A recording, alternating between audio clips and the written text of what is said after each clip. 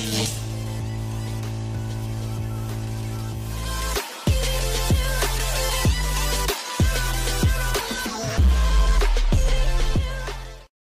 pasar duopoli. Sesuai namanya, pasar duopoli adalah suatu tempat jual beli yang dikuasai oleh dua pedagang atau dua produsen. Kedua pedagang ini saling berkompetisi merebut perhatian konsumen dalam menawarkan produk atau jasa.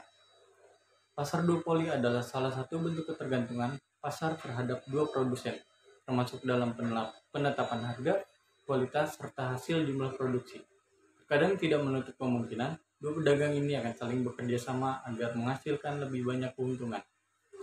Seperti yang kita ketahui, pasar duopoli adalah salah satu gambaran jenis pasar yang ada di masyarakat modern saat ini.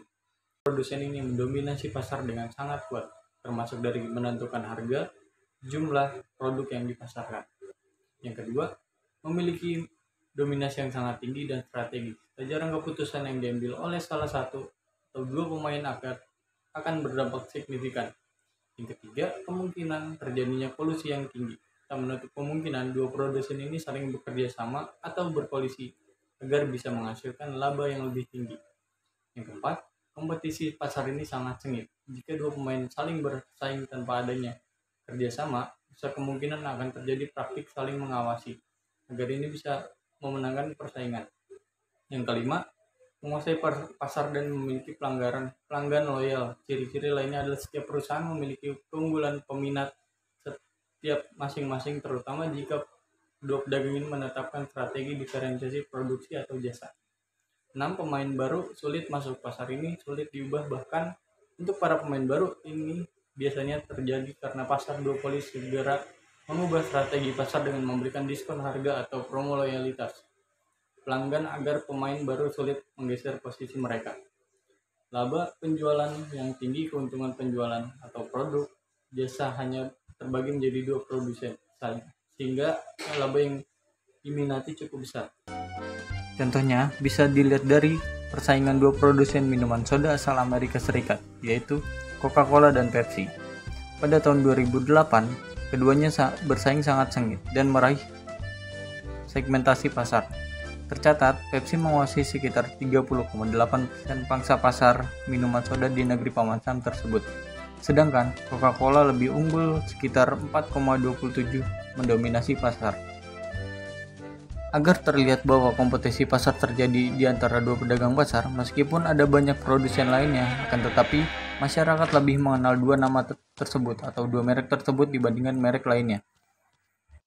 Model ini pertama kali diperkenalkan oleh Antonio Cornet, seorang ahli matematika dan seorang filsuf dari Prancis.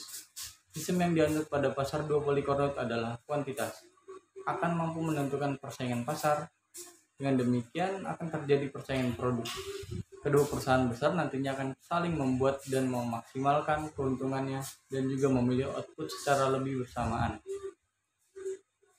Setiap perusahaan nantinya akan membuat barang dengan kuantitas yang sama dengan kompetitor dan juga pasokan pasar. Kedua hal tersebut mengasumsikan bahwa output dari kompetitor tidak akan bisa berubah.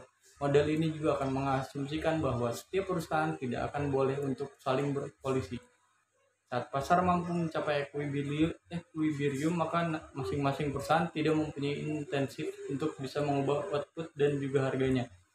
Jika tetap dilakukan, maka perubahan tersebut tidak akan bisa membuat perusahaan menjadi lebih baik.